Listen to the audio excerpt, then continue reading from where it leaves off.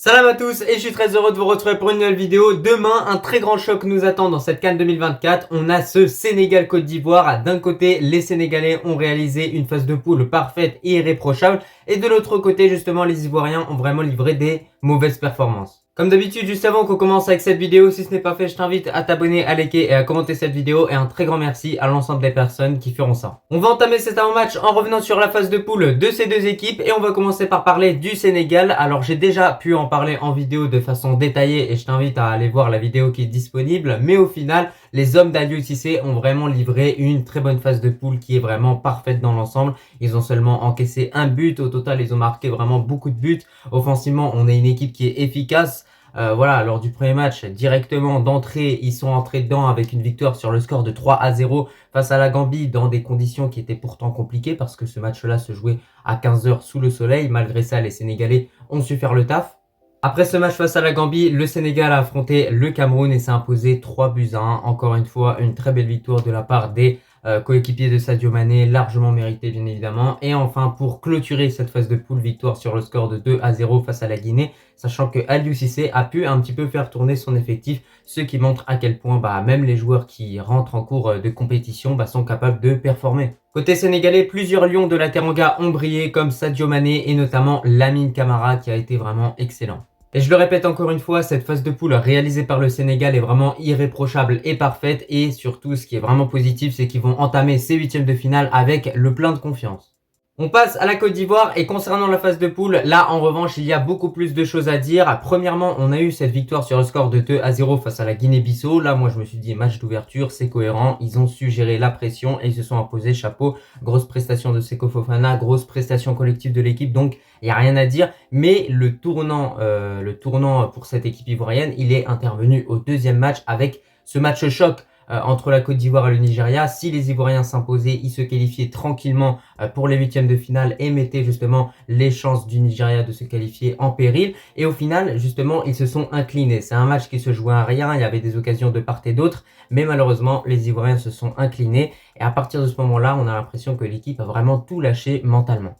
Puis enfin, on a vraiment cette prestation catastrophique et médiocre de la part des joueurs ivoiriens qui se sont inclinés sur le score de 4-0 face à la Guinée équatoriale. On parle pas du Cameroun qui était en face, du Sénégal, etc. Non, c'était seulement la Guinée équatoriale qui reste quand même une excellente équipe qui réalise une Coupe d'Afrique très impressionnante. Donc voilà, il faut quand même mettre du respect sur cette équipe-là. Mais moi, je trouve que ce qui est dommage dans ce match-là, c'est que c'est même pas la Guinée équatoriale qui l'a dominé, c'est les Ivoiriens. Mais qu'est-ce qui s'est passé? Ils ont tout simplement loupé beaucoup trop d'occasions. Parfois, tu les voyais, ils étaient juste devant le but, il y avait juste à frapper et ils faisaient encore des gris-gris par-ci, par-là, etc. C'était n'importe quoi. Donc au bout d'un moment, faut frapper, faut tenter sa chance et essayer d'être beaucoup plus efficace devant les buts parce que c'est réellement ça le problème de cette équipe ivoirienne. Dans l'ensemble, lors de ces matchs de groupe, la Côte d'Ivoire a vraiment été mauvaise et surtout a montré une très mince animation offensive. C'est-à-dire qu'on a une équipe qui passait tout le temps par les mêmes mécanismes. C'était pas facile un petit peu de en quelque sorte anticiper ce que les joueurs ivoiriens allaient faire à chaque fois et forcément voilà, face à des équipes comme le Nigeria ou la Guinée équatoriale,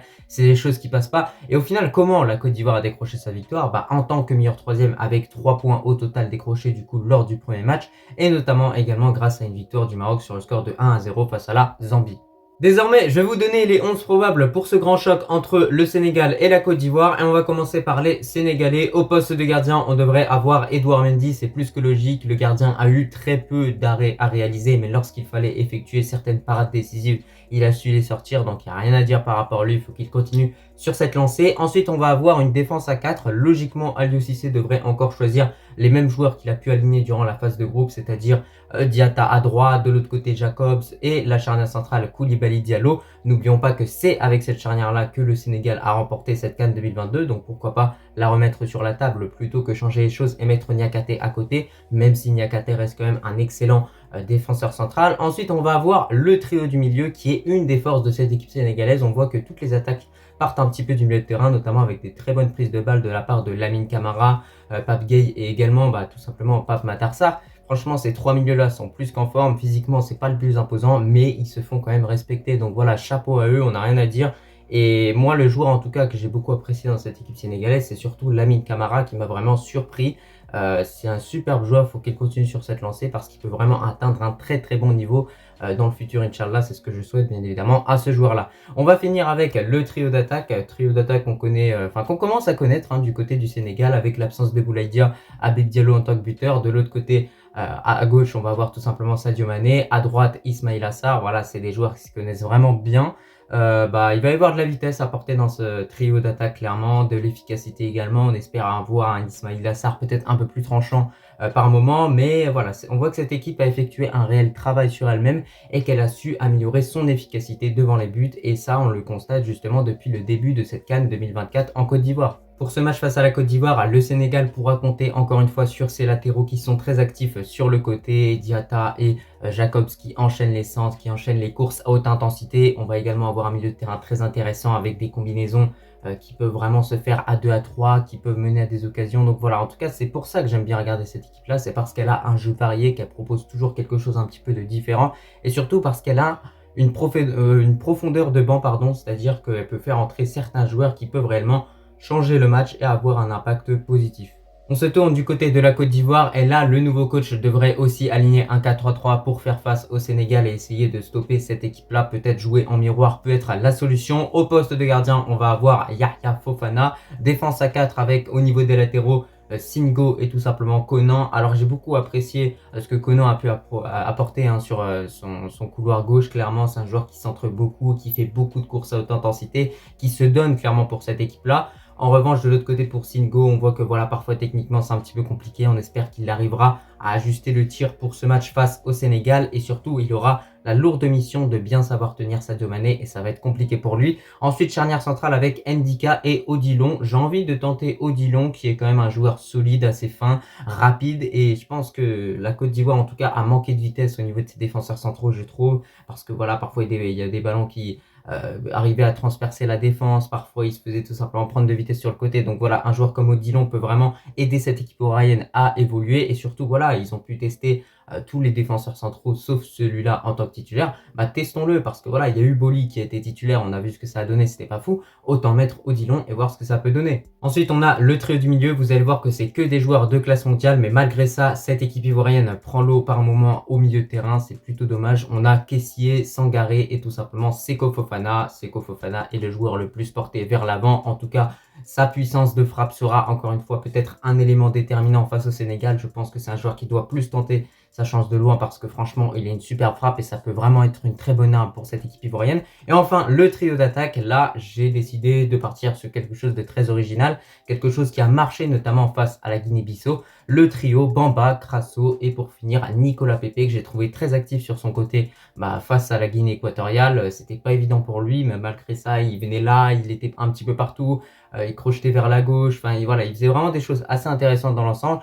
Et je trouve que Nicolas Pepe, c'est aussi un joueur qui peut te permettre d'obtenir des pénaltys. Donc ça peut être vraiment une clé dans ce match de mettre Nicolas Pepe en tant que titulaire. Au final, quand on constate ce 11 de la Côte d'Ivoire, on voit à quel point il est vraiment riche en qualité. Il n'y a que des bons joueurs sur le terrain. Et surtout au niveau du trio du milieu, je comprends toujours pas pourquoi cette équipe-là n'arrive pas à remporter sa bataille du milieu de terrain. Parce que tu as vraiment que des joueurs costauds, que des joueurs bons qui sont à un très bon niveau athlétiquement, on va pas se mentir. C'est vraiment un des meilleurs trios en Afrique, et pourtant ce trio-là n'arrive pas à assurer la stabilité et l'équilibre entre la défense et l'attaque, et c'est peut-être de là dont vient le problème. Comme toujours, bien évidemment, n'hésitez pas à donner votre avis par rapport au 11 que je vous ai annoncé, mais selon moi, avec ces deux 11, on pourrait vraiment assister à un match très partagé et très équilibré entre ces deux équipes. Pour clôturer cet avant-match, mon pronostic par rapport à ce Sénégal-Côte d'Ivoire. Alors déjà, on va faire un petit point d'histoire. Au niveau des dernières confrontations entre ces deux pays, au total, il y en a eu 17. On a eu 10 victoires du côté ivoirien, 4 victoires du côté sénégalais et 3 matchs nuls. Donc on voit qu'au final, il y a quand même une domination de la part de la Côte d'Ivoire sur cette équipe sénégalaise, en tout cas historiquement, mais les choses ont changé entre temps. Voilà, il n'y a plus les Drogba, il n'y a plus les Max Alain Gradel qui étaient à un niveau exceptionnel. Là, on a une équipe ivoirienne qui est en totale perte de confiance, et de l'autre côté, justement, on a une équipe sénégalaise qui a fait le plein de confiance, qui monte petit à petit en puissance dans la compétition. Et donc voilà, quand on compare un petit peu ces deux équipes-là, on donne un petit peu l'avantage quand même au Sénégal. Avec les supporters ivoiriens, la Côte d'Ivoire a vraiment un gros avantage vis-à-vis de cette équipe sénégalaise parce que là, regardez ce qui s'est passé pour la Côte d'Ivoire, c'est quand même assez fou. C'est que cette équipe était éliminée de base, tout le monde était vraiment KO, était voilà déçu de ce qui a pu se passer. Et là, au final, tu as rallumé une flamme, tu as redonné l'opportunité à cette équipe de revenir dans la compétition. Donc là, croyez-moi que cette fois-ci, ils vont pas vouloir se louper, ils vont arriver avec beaucoup de détermination et de motivation. Et croyez-moi que leurs forces vont vraiment tripler parce qu'une fois que tu es enterré en quelque sorte quand tu survis et que tu te relèves, ça fait très mal. De l'autre côté, on a le Sénégal qui a réalisé une phase de groupe paisible, remplie de confiance. Donc voilà, on a une équipe qui tourne très bien. Mais je pense que ce match pour les deux équipes sera un match très difficile, compliqué, avec une très grosse bataille au milieu de terrain. Et je pense que ce sera ça la clé de ce match-là. Le duel, ce sera réellement Lamine Camara, Pape Gueye, avec tout simplement Pape Matar Sarr contre Sangaré, Fofana et Kessié. Ce sera vraiment ça le duel à regarder dans ce match-là. Ça va être très passionnant à voir parce que voilà, il va y avoir les supporters, il va y avoir une ambiance de malade en tout cas. Mais dans tous les cas, peu importe l'issue, que ce soit le Sénégal ou la Côte d'Ivoire, je serai satisfait parce que ces deux pays-là restent des pays amis du Maroc. Donc voilà, il n'y a pas de souci au niveau de ça, même si j'ai quand même une petite préférence pour le Sénégal qui est un pays frère du Maroc encore plus que la Côte d'Ivoire. Donc voilà, en tout cas, on verra ce que ça donnera. Moi, je te remercie si tu as regardé cette vidéo dans son entièreté. N'hésite pas également à me donner ton pronostic en commentaire. Et bah, je te dis tout simplement à la prochaine.